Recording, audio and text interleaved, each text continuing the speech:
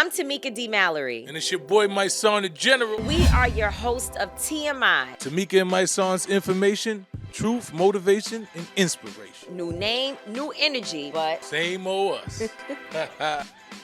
What's going on, Tamika D. Mallory? Life is going on. America is bugged out, but we going to hell in a handbasket, but no, we ain't, because I ain't going with them. America is. Yeah. You better get out the ship, because these people going bad, man. It's an interesting thing, though, that, I think that our current, or the current leaders, I won't say our because I don't claim them, but I think that the current leadership does not truly understand, because I don't know if they've studied history or if they parcel out the parts that actually resonate with them.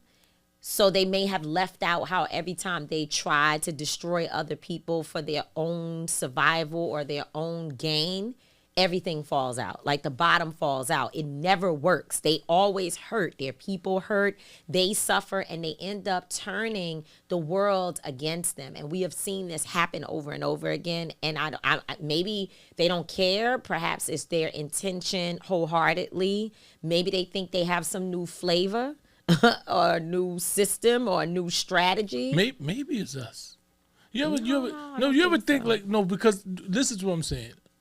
We are so far in a place that I be confused. Like sometimes, you know how you be like in a dream, and you got to pinch yourself, or you be like, yo, I need to wake up because this can't be real.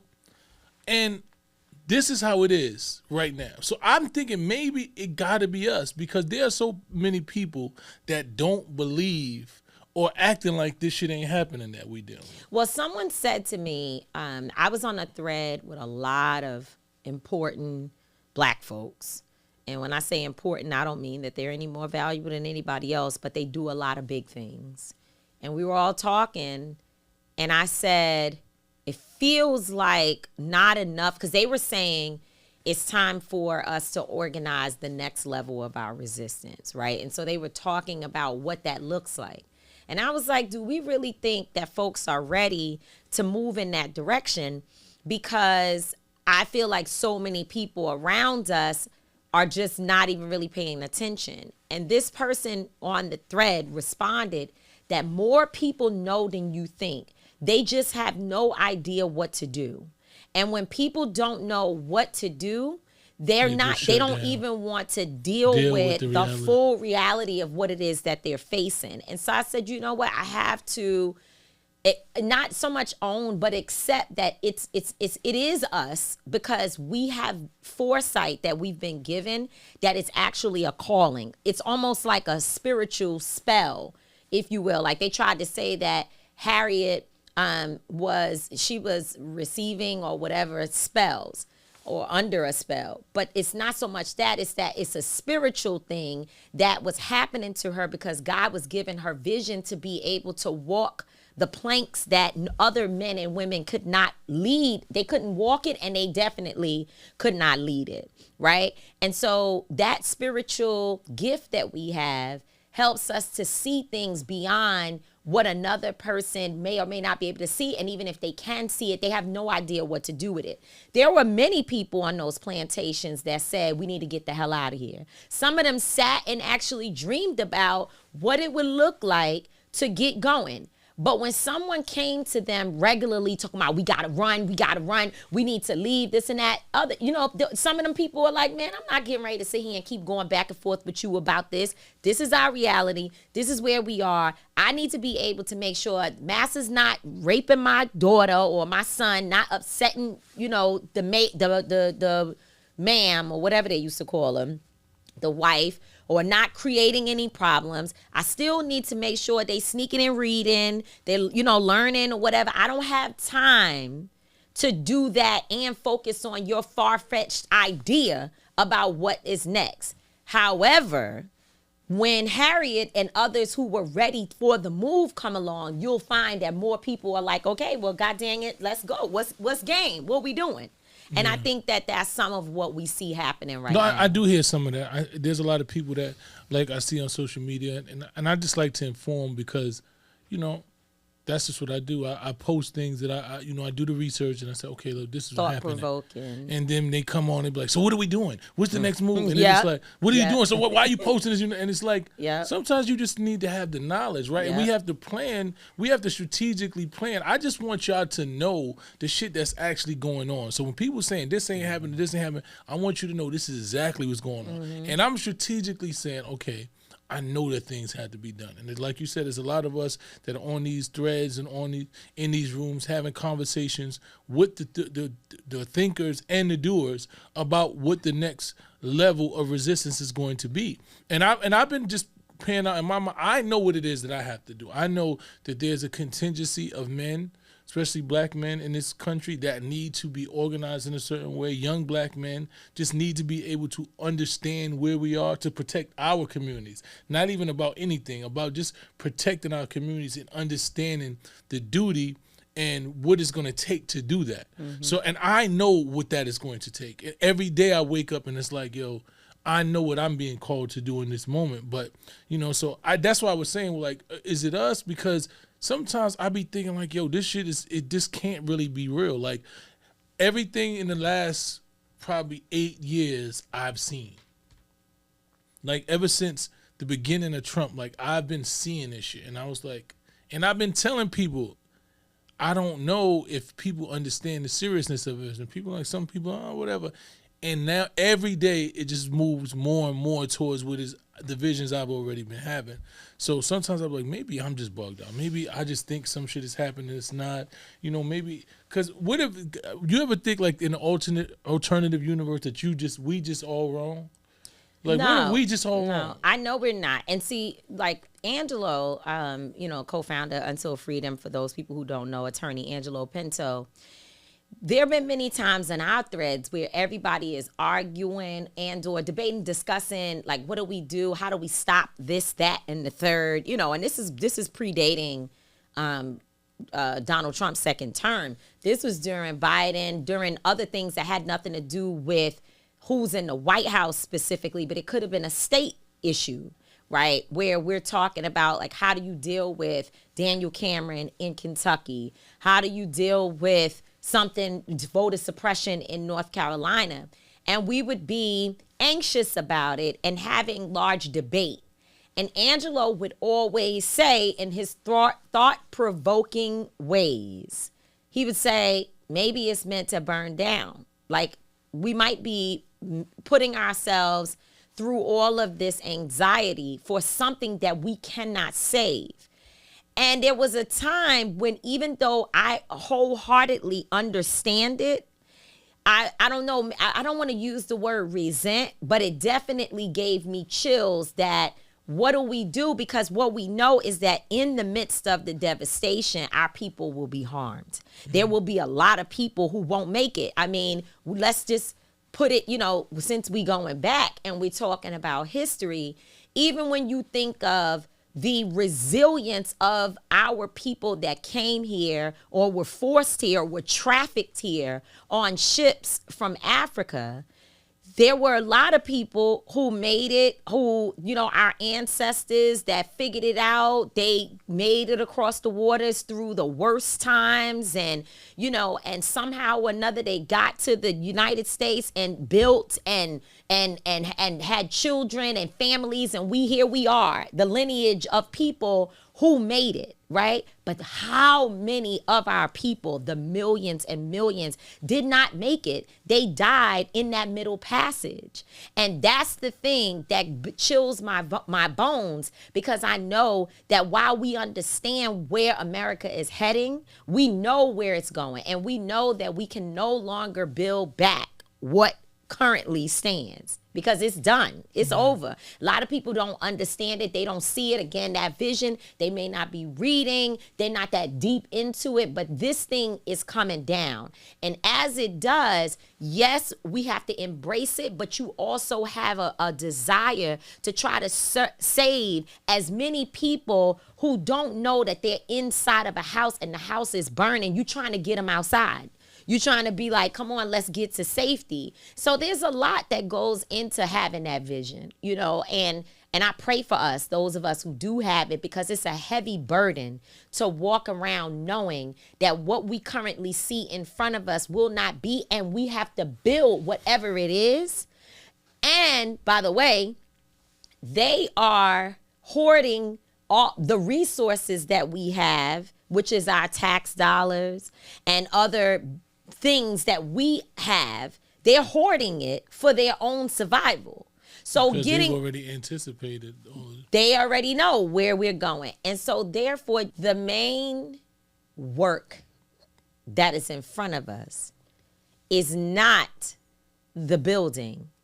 It is the waking up of the masses, right? The building part will happen because we are the most brilliant, resilient people in the world. We are actually chosen people. So we will build, but you have to be able to get people to get past selfishness, fear, just anger and frustration that they have that they are carrying rightfully, distrust. I mean, we have all of that work to do. It's a lot. It's heavy for people who actually see and know what's going on. Yeah, it is. But, we're here, And like you said, the universe talks to us. We're looking at these floods.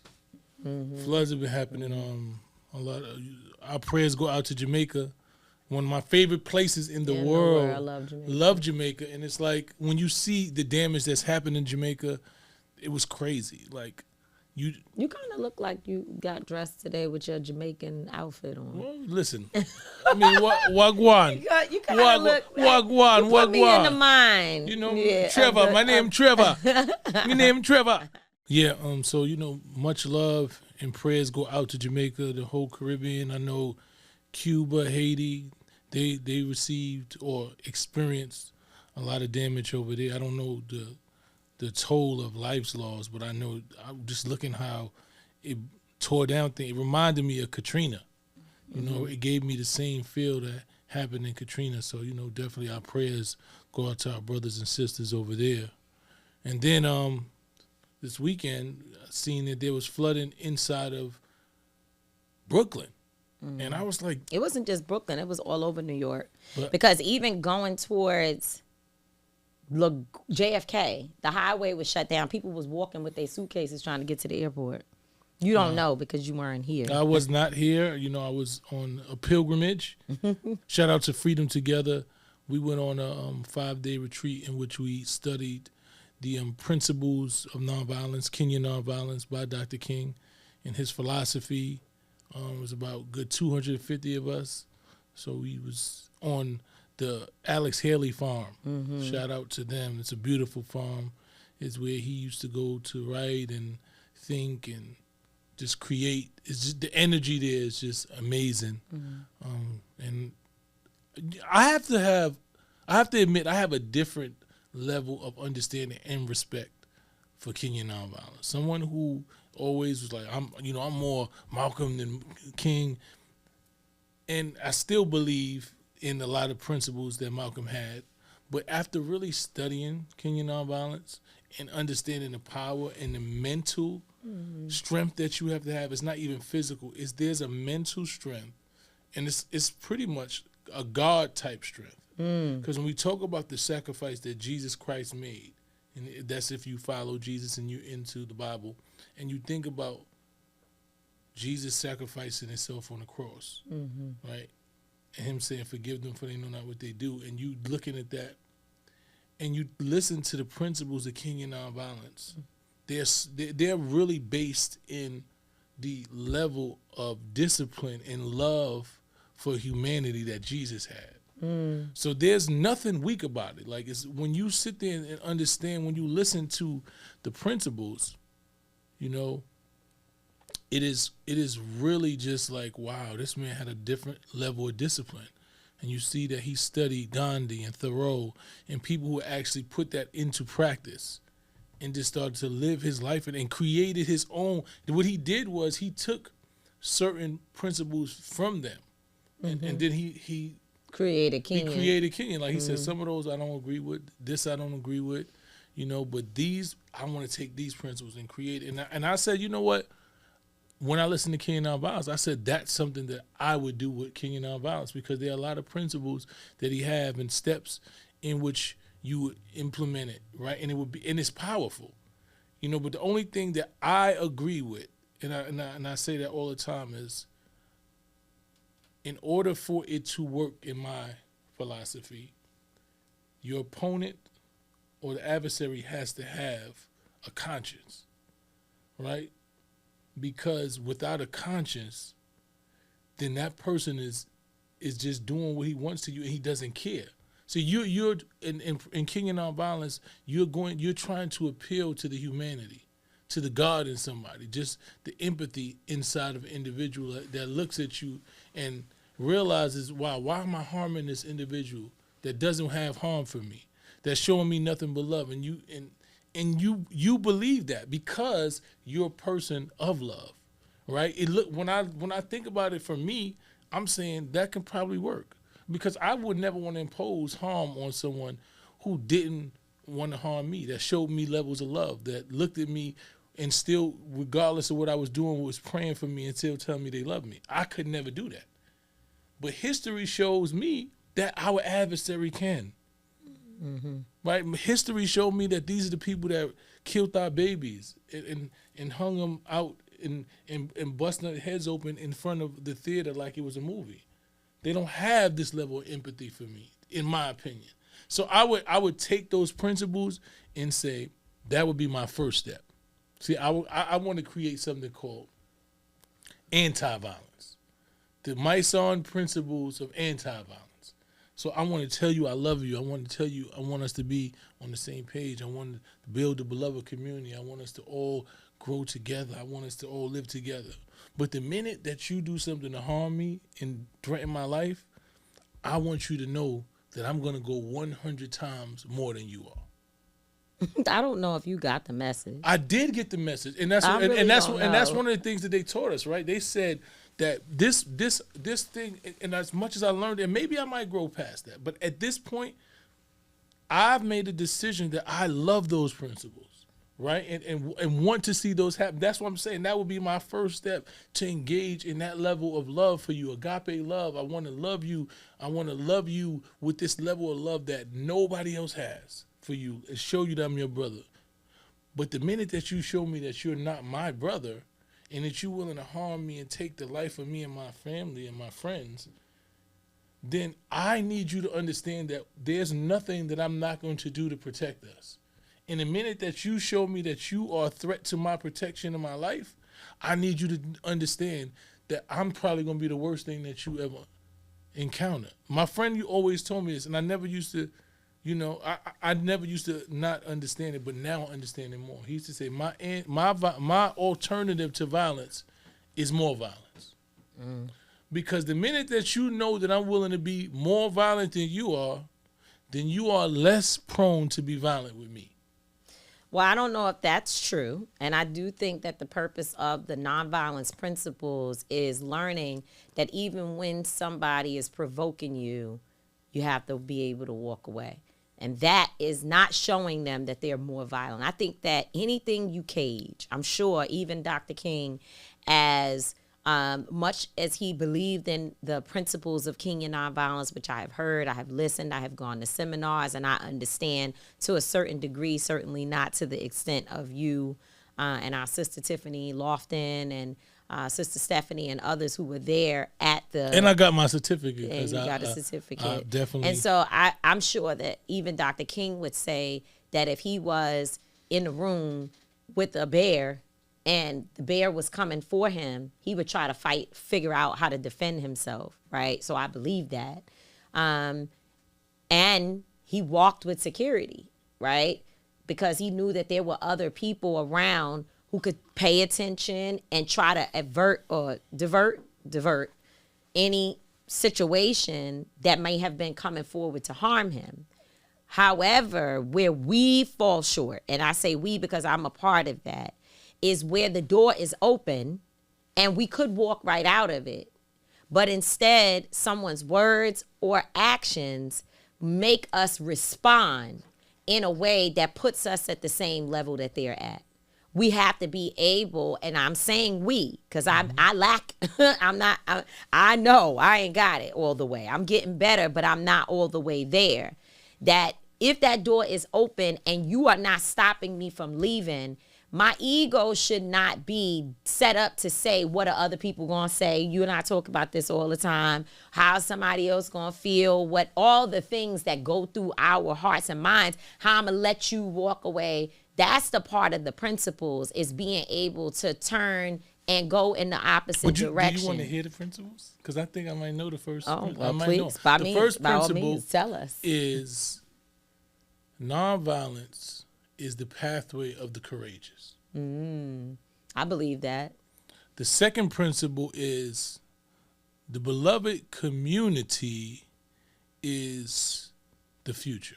The third principle is to attack systems doing evil, not individuals people doing evil. See, I know some of it. The fourth principle is you must be willing to allow experience pain without retribution in order to reach your goal. The fifth principle is avoid internal violence of the soul and external violence. Avoid. That's what I was talking about. Walk out the door. And the sixth principle is the universe always leads towards the just. Towards the just? It always leans towards justice, or leans towards those who are just. That's good. That's good stuff. You got to say it over and over again. I think as a black man, you are susceptible. Susceptible. What? Susceptible. Susceptible. Woo, I don't know the words, child. To people, attacks on the spirit, people constantly trying to take you out of your, take you off your square, but that's not it. But what I do mean is like to take you off of your peaceful path. Like there's always, black men deal with this every single day. Yeah. I would imagine that other men deal with it as well, right? I would imagine that this is a thing that because men have been taught to be protectors, providers, don't let nobody play with you. If somebody, does this, that, or this to you, so you're supposed to respond a certain way to let them know, to let the universe know, to let the world know. Like there's so many narratives that swirl in the man's mind, and especially with the black man and your experience for what you have gone through that you may not have experienced, but it's a lineage, it's in your blood, right? And so to have those principles to refer to, it may not mean the most today, but there will come a time when it will kick in right at the moment when you're supposed to be able to reflect on it for your goal. And so I'm happy that you went. Glad you took the time. You had to be there the entire time. Yes. There was no half cut, no short, no being late, no leaving early. None of that. It was fulfilling. It was real fulfilling. There was times when we built, we talked, we shared energy. There was a healing space. It was a lot of different spaces, and I really appreciated it. Good. Really appreciated it. Glad you did. To go back to the point about the floods that you weren't here for, so it's really sad because I think a lot of people do not know that New York is literally an island. Like, I don't know if people are aware. I think when people see, especially folks who don't live in New York and some people who live here, one of the things that I always have to remind myself is that there are people, families, children, older people, younger people who live in certain places of New York and they have never been to another borough. They have never been to a beach. They've never explored New York. Their community is the extent of where they've been. If there's a hospital nearby, that's where they've been. In the grocery store, remember the welfare office, you could go to the one on 149th. you only went to either Lower Manhattan or Brooklyn when something was really, really, really, really, really going on. Like your case was messed up and you had to go to some, office far off to go see a different level of management. But other than that, they have a center in each borough that you could go to. People did not travel far out of the circumference of wherever they live.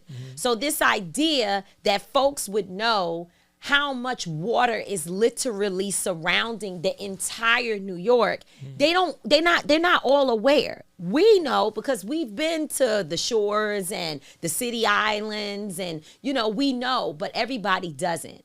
And when you understand that we're sitting in an island and we're sitting in a space where it is literally like sinking, by the way, they say that, that New York is sinking. It's, every single day we probably lose a little bit of ground. It ain't enough to make your lifetime or my lifetime where we just gonna see it fall under. Not to say that, but it still is, it's an island. It's on water. Yeah. So, and the other day I was talking to Deputy Mayor Tiffany Raspberry, and she was saying that every day the rain is falling and it's more rain than the ground can actually handle. Like, this is a national issue.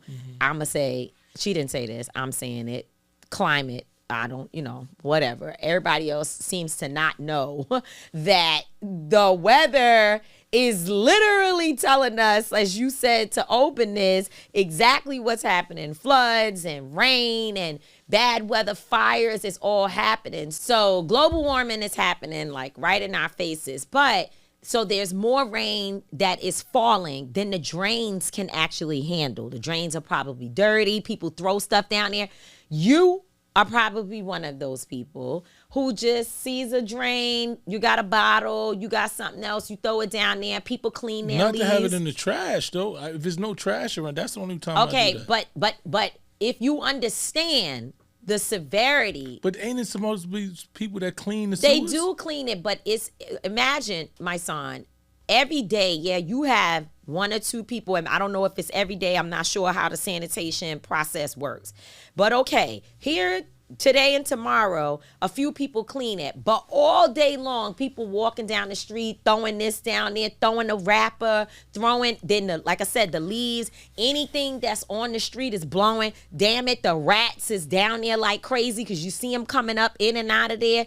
It's overloaded, right? And so, yes, does the sewage system and all the drains and all of that need to be cleaned maybe more often? And great. Hopefully at the release of this particular show, it will be Mayor Mamdani, who's about to enter office in January. But even under Eric Adams right now, they have to deal with this. This is one of those things.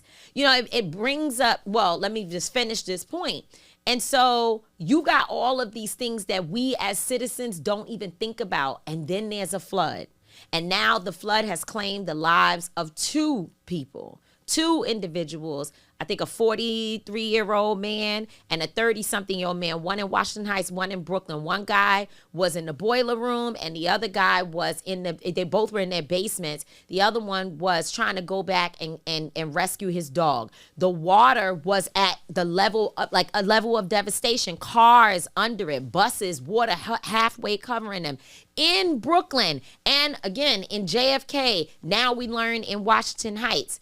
If it is not an example, like it's the sign of the times. It's showing you, yes, there is maintenance, but there are things with our climate that's happening that is not like any other time before. And this country, and especially the Republican Party, they mock it like it's not even a real thing. So again, it's one of those things. It's just all just coming on down. So hey. I was getting ready to say though that on the point of the hopeful Mayor Mamdani, and this is another thing that Deputy Mayor Raspberry always says to me. It is very, very good to have ideas. You need to have, for a big city like this, and just in the world that we're in, if you don't have a vision that you can get people excited and inspired about and get them to work towards it. Let me tell you something. If you went out right now on a campaign to say, in order for us to clean the drains in New York, New Jersey, and Connecticut, right? Because that you got to do all of that. You know what I'm saying? Because if not, it's going to be a backup. It's just never. So if you're going to do all of that, right? We need to raise $10 from every household. And we're going to put these people to work somehow. I don't know how it works. I don't know how you take private money and do city work. I don't know how it works. But I'm just giving, again, big vision. We're going to take $10 from every household. You probably could go around and collect money from people who don't even have a house. Because guess what? People can understand that clearly. We're going to clean the drains. Y'all going to put people to work. I don't want to see somebody else die in a flood. My area is nasty with its soot always builds up. I can get behind a vision that is big and bold and how they're going to collect the money. We'll figure that out. But right now, have the vision. And it's a good thing to have that. But the thing about it is that I'm sure when the Adams administration got up last week, they got up and said, you know what we're going to do today? We're going to deal with crime. We're going to deal with, I don't know, garbage pickup. We're going to deal with MWBEs and get minority women-owned businesses. Like, let's look at how they're doing with contracts. Something's going on at LaGuardia and, need to deal with shootings that happened in wherever, Harlem, right? We're going to deal with all of that. And there's a sex trafficker on the loose and homelessness. We're going to do all of that. And then there's a flood and 2 people die. So there's one thing about running, but there's something else about governing and really managing the day-to-day of the system. Just the reality of the system. My mother always said, you want to make God laugh, you tell him your plans. Exactly. Because you plan to go out there and do all this, and then they just throw all types of things, curveballs at you. And I pray that that we support, right, the new mayor, but particularly Mayor Mondani. I just think that we have to manage our expectations. That's right. Of what reality is, right? When you're talking about one of the major cities in the world, and you're talking about government, there's so many different intangibles and things that happen on a day-to-day basis that don't make everything simple. So, but I think leadership has to be transparent in that, right? I think that's what we've lacked in leadership. I think our leaders haven't always been, hey, this is what's going on, and I'm trying to do this, and I want to do this, but this is going on as well. And then let you know all the things that's going on, able to highlight and say, look, I know we said we was going to do this, and this is the process to do it, getting this done. And we're doing this as we speak, and we're doing that as we speak, and we have to hold off on this because this is happening. Right. Like being very transparent with people so they just don't like, what is he doing? Like, what's happening? He said he was doing this. Why this ain't happening? And I think that's the level of governance that it's going to take moving forward because people don't trust government. They don't trust none of this stuff. Believe. They just don't believe. They just don't believe it's actually happening. So I think in order for us in this time, anyone who wants to govern and be in positions of power is going to have levels of transparency with the people so where they feel like they're involved every step of the way. Well, you have to have transparency and you also have to respect the constituency, and the constituents need to be a partner. And I would say that also we as constituents have to understand that it is our job to vote and then push. And that's the part. Like for me, someone asked me the other day, oh my God, y'all are so all over my Donnie. Like he's just going to come and be some Jesus Christ, some savior. My position is that I'm not looking for a savior, but I'm definitely looking for somebody that's different. And I don't believe he has a corrupt spirit. I don't believe that he has a morally corrupt spirit. And so I support him 100%. But I'm a protest Mondani too. But that's I already know. I am already 100% sure that there will be some issue that he and I, or we and they, the administration and us will not agree on. They won't get it right. We will feel away. And guess what? We're not going to be walking around like, well, we can't say anything. We didn't do that with de Blasio. We got de Blasio hired as, well, he finished his term. So we got him hired as mayor of New York City, we got him elected. And yes, being elected does mean that you're being hired. And guess what else we did? We made sure he didn't get hired for that presidential spot because, but nah. And that's just what it is. And that's what being a politician is all about, accepting that you're going to have your day because you're not going to get everything right all the time. So it is what it is. Let's move. It is what it is. Let's talk about my thought of the day, SNAP benefits. You know, let me just say that I some days, I don't know. I'm not in any way confused about what is happening in the government in this moment and why the government is shut down and how the SNAP benefits became a part of sort of like a bargaining chip, right? Mm-hmm. Which is very, very scary, right? Senator Nina Turner said something the other day she posted on social media. She said, the federal minimum wage is $7.25. People need SNAP. $7.25. Most people cannot afford to take that. I don't know anybody that can pay rent off of $7.25 and they have a job. So this whole notion that people are not working and that, you know, folks are just taking advantage of the system, and especially that black folks are taking advantage of the system, is BS, right? We know for a fact that 2/3 of SNAP benefit participants, people who receive SNAP benefits, food stamps, are white folks. 2/3 of recipients are white folks, right? So this is not a black, white, Latino. This is a universal issue. It's a class issue, actually. It's a class issue. But we also understand that black people will suffer the worst consequences of any situation that happens in this nation where other people suffer. We suffer the worst. That is a fact that has been studied. The scholars have told us. We already know. The data is in that black people have, what do they say, pneumonia when America gets a cold. That's just the way that it works. But still in all, we have to acknowledge that what is happening in this moment with the SNAP benefits piece is not just about one group of people.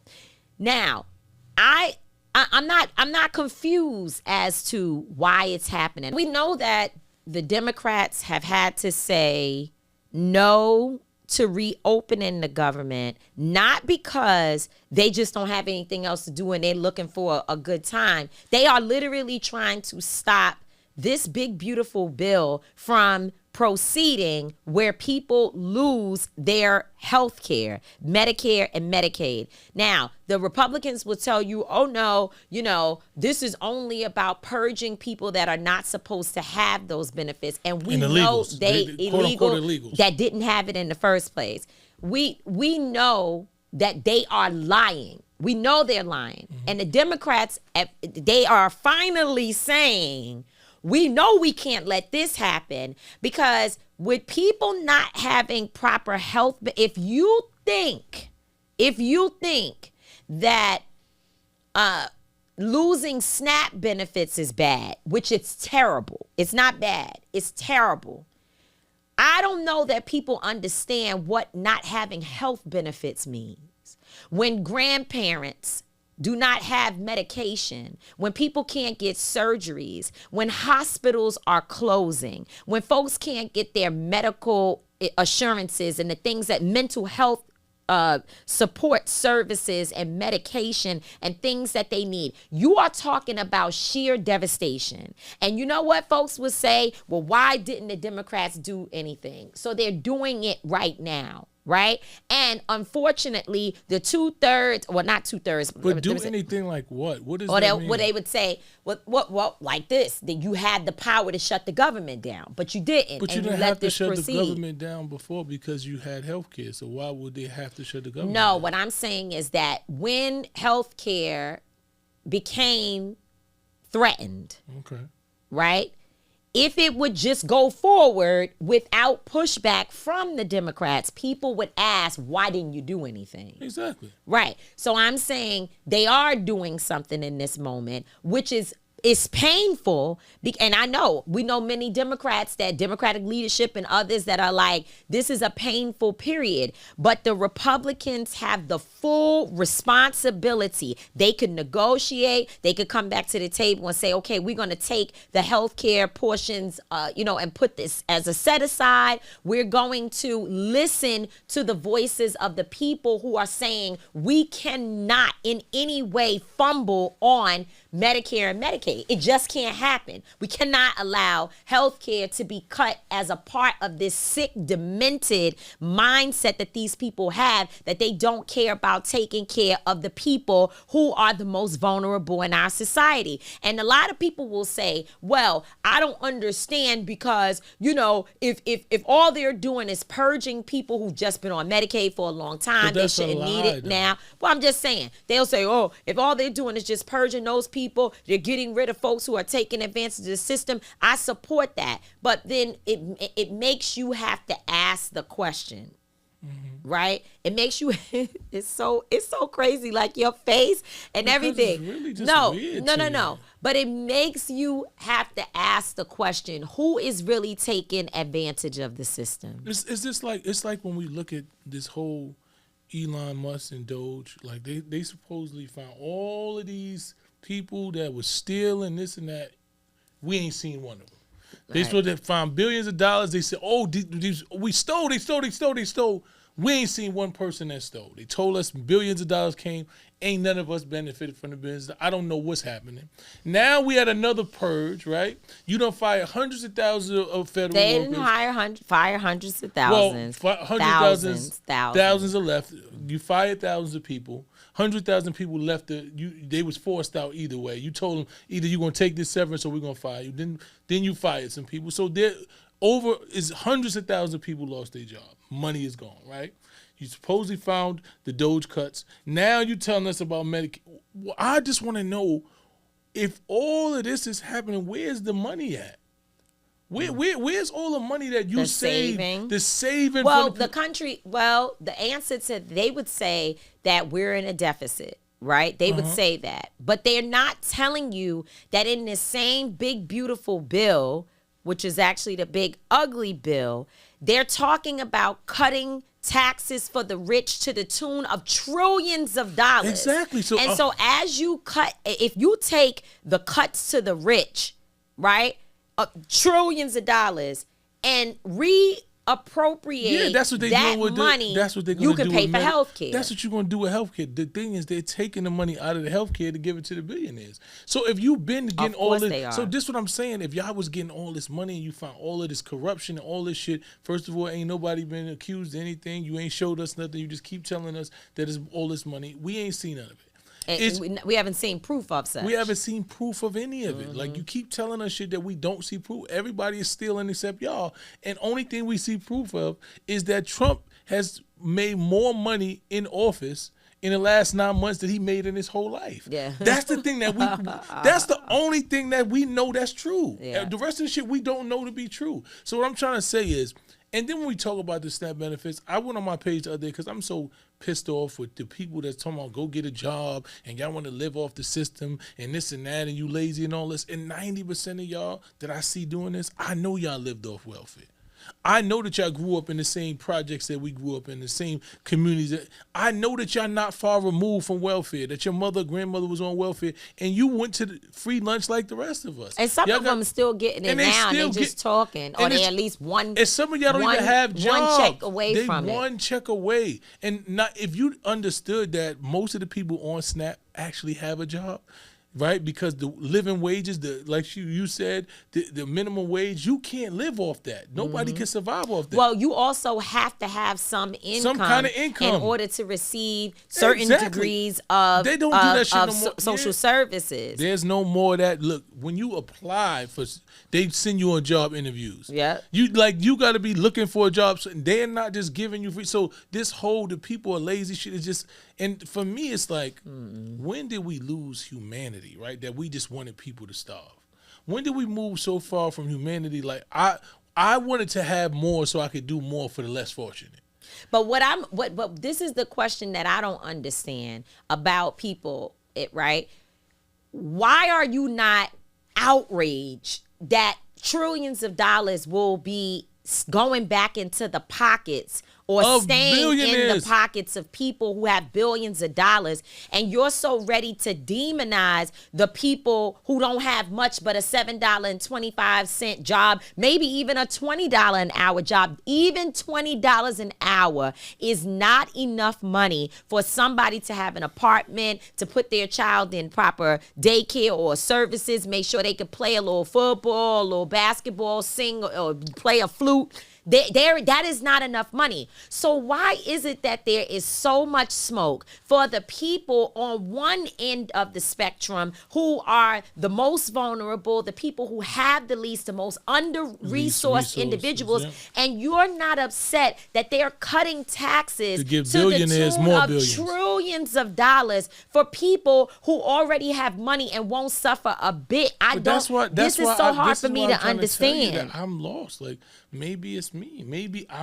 Maybe I'm so confused. Maybe this shit really makes sense in some other place. No, I think that it's in turn. It is very similar to what we were saying last week about the story of AJ Owens. The unfortunate thing that happens to all of us at some point, and we have deconstructed it, but there are other people who are living very, very 10 toes down in it, that we center the white man and his riches or her riches as what needs to be protected. And when it comes to us, we are prepared to eat one another alive while we continue to provide cover for those who are really stealing. So my thought of the day today is that Donald Trump, his administration, and the Republicans who support him, the MAGA community that supports him, they are okay with the fact that this president is building ballrooms, gold ballrooms for his pleasure, where he can wine and dine. Right? He also has sent $20 billion to Argentina that the rest of us don't even understand exactly why that money is going there. They're cutting taxes for the rich to the tune of trillions of dollars, and the little people, the grandmothers, and other people who will suffer tremendously, whether it be SNAP benefits or medical benefits, health care. They're suffering. They will suffer even more, and you are more upset with the folks who are under-resourced. I don't want to say poor, because the people who may be poor have more riches in their hearts and their minds and their souls and their spirits than the folks who have all the riches in the world, all the money in the world. Okay? But we have a transfer of frustration that seems to lean on people with little, and we just give so much grace to the folks that have a lot. I don't understand that. It makes me really sad for us, and it also speaks to this idea that this nation cannot continue to stand as it currently is, because we are literally snuffing out. We are suffocating the ones who need the help, the ones who need the cuts, the ones who need the services and the support. And we are allowing other people to do exactly what you claim that you are so upset about, for the people who are taking advantage of the system and not watching the ones who are doing the 3-card Molly of taking advantage of you every single day. Let me just say to those of you who are really in tune and paying attention, when Medicare is cut, you know what happens? Hospitals that you would actually go to, they close. They have less services. You have less doctors and others who are in the medical field that are able to take care of you in case of an emergency. And just because you might not be going to the hospital that takes the most Medicaid, you might be going to one that is leaning more in the Medicare section. That's right? More elderly people going into this particular hospital. Guess what? If it doesn't close, the quality of that hospital could go down to such that you don't even have a hospital near you in case of an emergency. This whole system will crumble when we do not have the social nets that folks fought for, they knew what they were doing. They put these things in place because they knew it was necessary in order to hold up a society that is as large, with as many people, with as many functioning parts as what we have. And it is very sad to watch it all fumble. Do we need to clean up? Do we need to straighten things out? Absolutely. But that is not what this administration is doing. They are evil, and they are trying their best to hurt people and to reset this society to being in a posture of taking care of white men and their families, and letting the rest of us be servants, slaves, dogs, dead, or whatever else it is that can become to a destitute people. That's just where we are. That's exactly where we are, and it's sad. I hate watching the moral decline. Yeah. Right, and I think that's what it symbolized. That's what I wanted to say. That's what, for me, I seen coming. Right, it wasn't about leadership. It wasn't about government. It was that we were willing to elect, advocate for, uplift people who have no morality. Mm-hmm. Right, I was watching.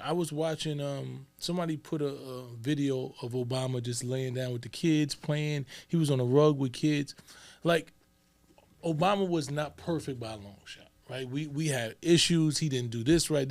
But there was just a sense of morality. Yeah, that he had. There was a sense of human beingness. Like, I don't even know if that's a word, but there was humanness. There was human decency, right? And we've moved so far from human, and people say, oh, fuck that, we don't. And I actually care.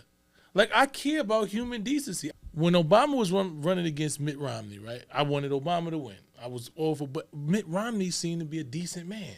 Mm-hmm. He was a decent white man. Like, yeah. I did not see morally bankrupt in him. Right? I didn't look at the man and say, this man is just evil. We are in a space where people are in control of America that are evil. They have evil spirits. Their natures are just not good. And the fact that people can overlook that and put those people in positions of power to where they control bombs, where they're able to control our foreign government, the foreign relations, foreign policies and relationships with other leaders that they have no respect for. They don't even know how to have regular decorum. They just have nothing that's presidential, that's even leadership worthy. And people to just have no morality. The fact that we sunk that low. But people think that they're like, oh yeah, well, that might be what we need. That he's showing what the true America is. That scares me. It's actually sad. It's scary for me. Like, the rest of the shit, I don't care about. But when you put somebody, like, I've always been a person that hated bullies. Right, I hated, like, if your spirit, like, I was just a good sense of spirit. Like, when I didn't get along with you just from the beginning, it was because your spirit was bad. Like, I could just sense a bad spirit. And we are surrounded by an administration with people with just bad spirits. They don't have, like, I remember that Charlie Kirk said that empathy was one of the weaknesses of an individual. To really think about that. But I don't know if I disagree with him all the way. Because I think that we as people of color, and particularly as Black people, we have so much compassion, so much empathy, so much everything, softness about trying to understand that he might be saying it for a different reason. But I also feel like we have to harden ourselves a little bit. We're going to have to not care if there are people who are still selling products in a particular store that we know they disrespected us. We're gonna have We can care. Exactly. We can care. We can care, yeah, but understand that we sacrifice it for the great. But the thing is, it's not the lack of empathy. It's being able to empathize and then be able to say, okay, for the greater good, we have to sacrifice this. That's a different thing than having no empathy. Yeah, I agree. But no. To me, but it's still. So then let me go back and rethink about that.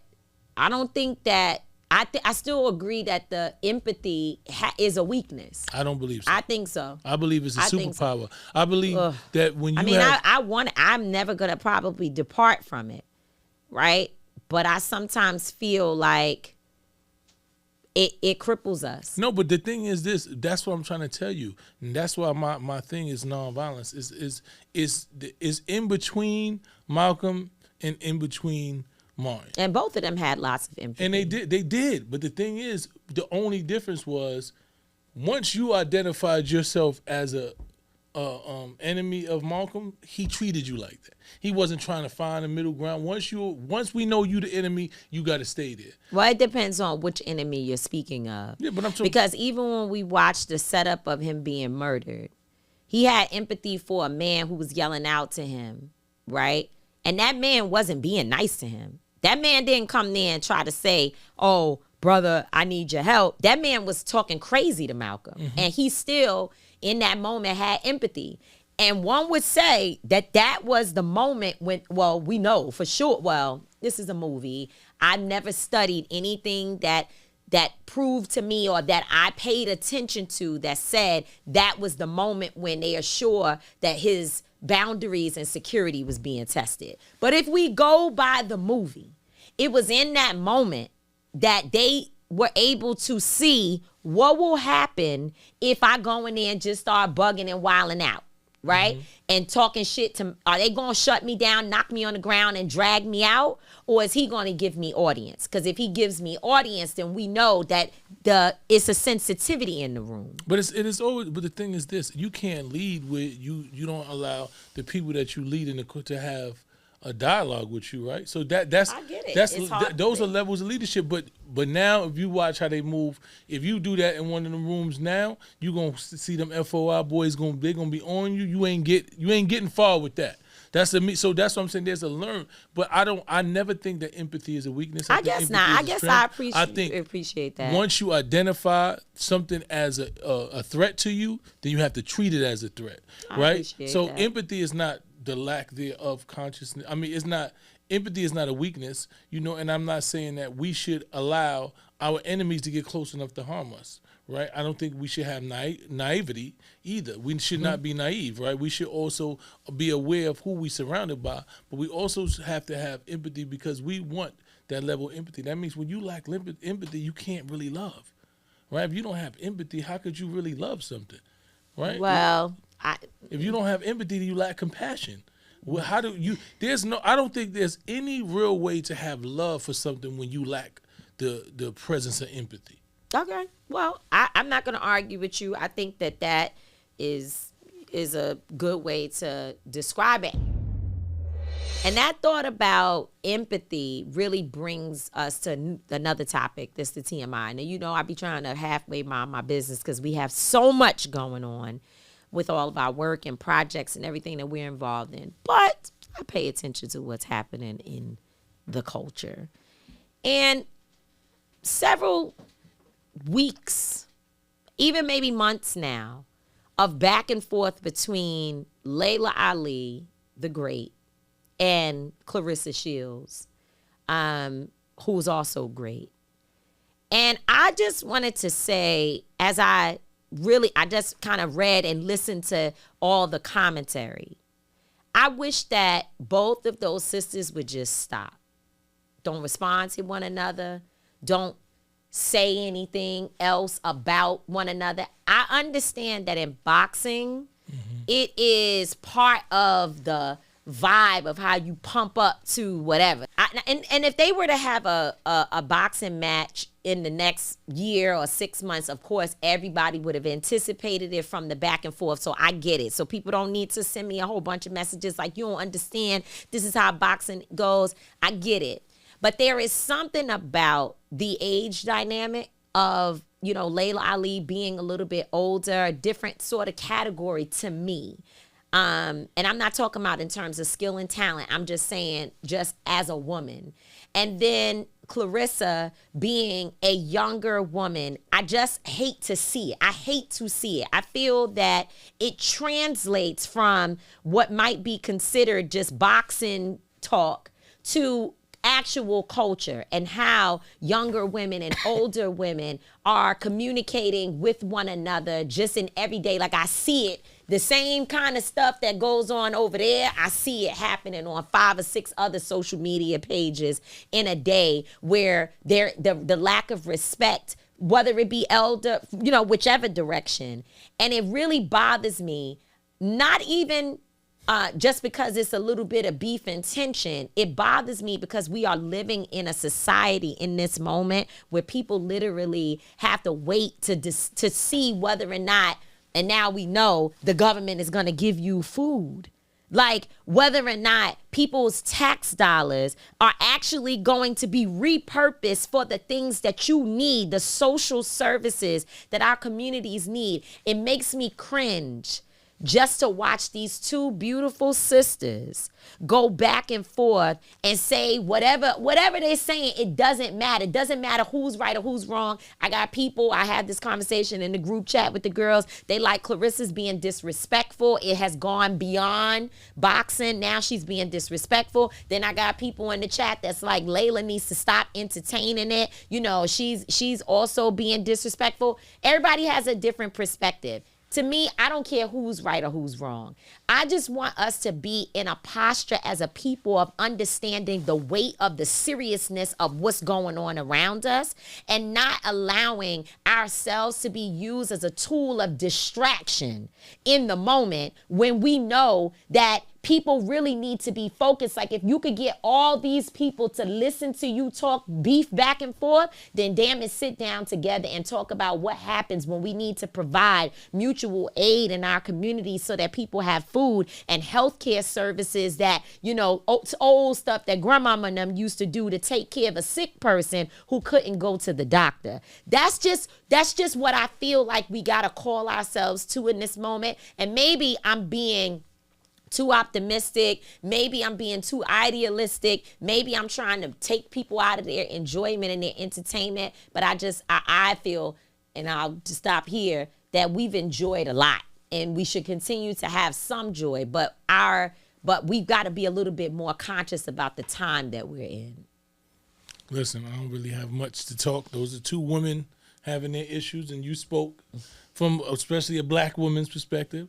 You know, I just don't. I don't want to be entertained like that. Like if they was boxing, and if this was something to hype up, and we knew they was trying to hype up boxing, and they was going back and forth, then I'd be okay. I want to see a boxing match. I think they're both phenomenal athletes. You know, Layla is great. I'm watching Clarissa move into the space of greatness right now.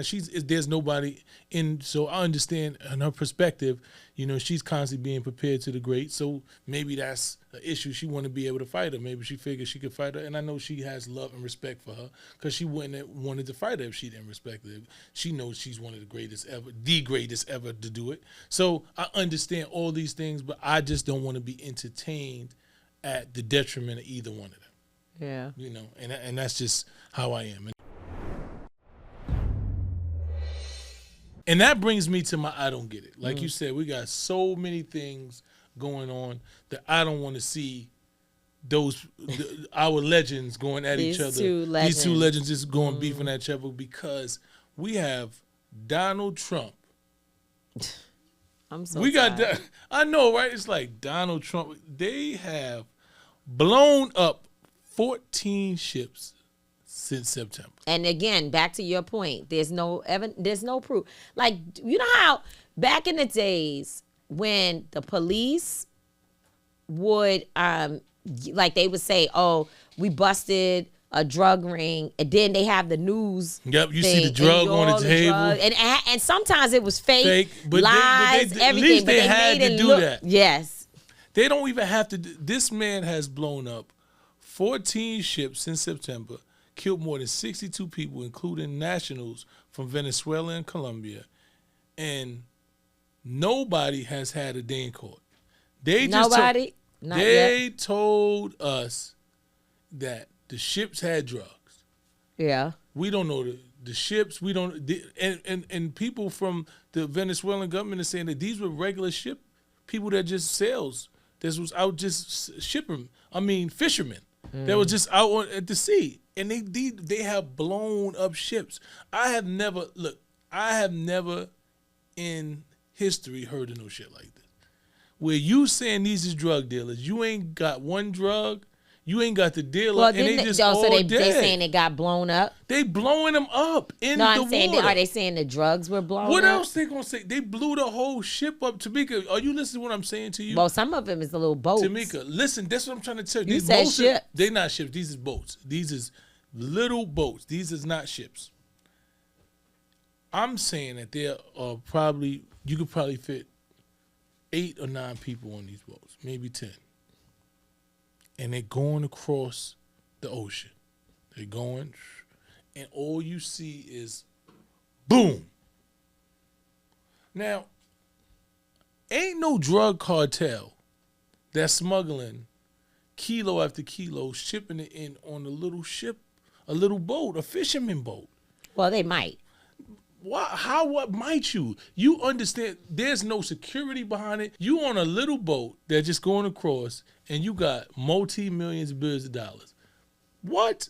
You think Well, but the people who transport don't have multi-billions of dollars. Yes, they do. Not the people who transport. Yes, they do. My son, what are you talking about? That's like saying that the people who stand on the corner doing hand to hand. The drug kingpins in the other. You listen to me. They have millions of dollars. The drug kingpin who is sending it. You think? I didn't say that. I'm not saying that the drug kingpin does not have millions of dollars. Yeah, but I'm saying that the little person on the boat might just be carrying it on their body, strapped up different places in the boat just to get it across because the ships and the other ways can't happen. Now, don't get me twisted. I'm only getting into that to respond to you saying it can't be true. I'm not saying it can't be. Because that's what I'm saying. But I don't believe anything that Donald Trump says. I'm talking about the likelihood of me being a drug cartel kingpin and me sending hundreds of kilos on a little boat with 2 or 3 people. Well, I don't think. What's the likelihood of that happening? Listen, I don't. And now, and the thing is, we don't know whether it happened or not because you ain't even grabbed one of them up and said, okay, look, we grabbed them up and we found the 100 kilos on here, right? And we giving you a warning. We just found, now if you go across this water again, then these are the consequences of it. You ain't did none of that. You just blew up 14 boats and killed 62 people with no due process. But are you kidding me? All I would say is that there's something else going on. And I'm not saying, and some people might look at it and say they just being reckless. Again, look at this evil. Or he's trying to start a war with Venezuela. Maybe all of that's true. It's vengeful. It's inciting, more violence, instigating a war. It could be all of that. But something in my spirit tells me, this the visions we started with, that when the boats are blown up, something else is happening that people can't see. And that's what I'll be waiting for you to research because and figure out. Now he's talking about he about to start testing nuclear weapons again. Something's going on. Something's happening. This is something that is totally. But the thing is, even if it's it's not even. It's so anti just the way the rules of engagement in war, right? But he's against every rule of engagement. But this is what I'm saying. And people love it. You can't love it because there's going to be retaliation at some point. The thing is this: with every bully, right? There's always somebody that stands up to the bully. Mm. It just always happened. If you look through our history, every empire that had the biggest army and was the toughest, they fell. They fell because what happened is the people that they imposed their will upon, that they bullied, they just watched for the weakness. And they just waited. And they just waited. They quiet because they know that's one of the rules and principles of Dr. King. When he talked about it, he said that nonviolence is more powerful than violence. It's more of a sustainable, permanent solution. He said because violence is only powerful when you're in power. You only can impose violence when you're in power. The minute that you lose the power in violence, you no longer have power. He said, but nonviolence is a changing of the spirit. It's a changing of the heart. It's a changing of the mind. And once you embrace that as a real remedy and a real strategy, then it becomes who you are. It becomes a way of life. And that was some real shit. So when you think about it, like, you can rule somebody as long as they think you got more than them. All they gonna do is strategize in the back room and say, look, soon as, just like what Nat Turner did. He said, okay, yeah, master, you're right. As soon as you niggas went to sleep. Well, there's more to the story. And that's like one that I want to see how it unfolds. Or everything that they're doing, we're going to know. Now, maybe we won't know, but Kassan and Blair will know. The grandchildren will know. History and they will be able to say, yeah, man, we found out, you know, they were doing XYZ. They, you know, I don't want to be putting stuff out there that could get me in trouble, but what they accuse others of, they may be doing themselves. Let me just say it like that. So there's that. So that brings us to the end of another episode of TMI. Yes, the #1 podcast in the world. We the #1 podcast. That's what I'm talking about. I'm not going to always be right. Tamika D marriage not going to always be wrong, but we'll both always, and I mean always, always, always be authentic. Peace. Salute. That's how we own it.